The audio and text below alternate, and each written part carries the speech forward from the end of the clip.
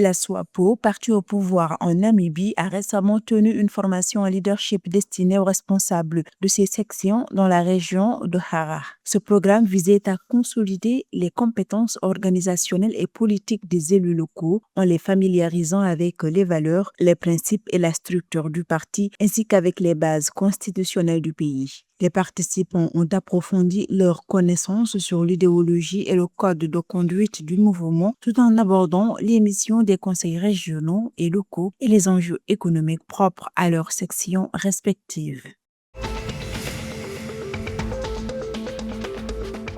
L'édition 2026 de la foire de l'Expo Billet, tenue à Quito, en Angola, du 9 au 12 juillet, a enregistré une progression marquée par ses résultats avec un chiffre d'affaires de 2,88 millions de dollars, dépassant largement les 1,17 millions obtenus l'année précédente. Le gouverneur de la province de Billet a souligné le succès de cette rencontre qui a attiré plus de 63 000 visiteurs et généré la vente de 6 620 tonnes de marchandises. Outre l'aspect commercial, l'événement a dynamisé l'économie locale en créant plus de 2000 emplois indirects et en facilitant la signature de contrats avec plus de 100 entreprises partenaires. Cette édition articulée autour de l'autosuffisance alimentaire via la production et la transformation a innové en introduisant un volet dédié aux technologies agricoles et à l'élevage.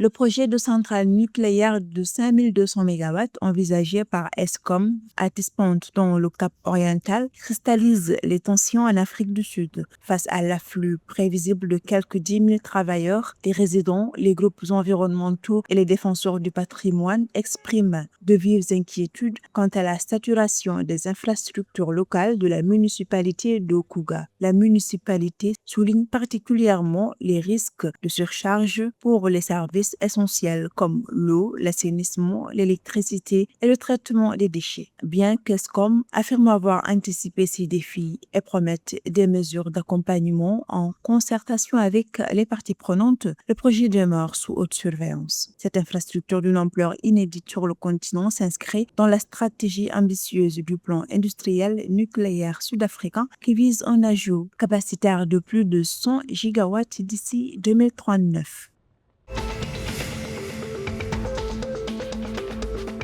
Malgré un cadre juridique solide, le Mozambique peine à contenir la corruption en raison de faiblesses dans l'application des lois et le fonctionnement des institutions. Le ministre de la Justice a appelé à renforcer les capacités institutionnelles et à instaurer une culture d'intégrité. Selon lui, l'enjeu n'est plus d'adopter de nouveaux textes, mais d'assurer leur mise en œuvre effective. Le ministre a également plaidé pour davantage de transparence dans le système judiciaire, notamment par la publication des condamnations pour corruption afin de renforcer la confiance du public et l'effet dissuasif de la justice.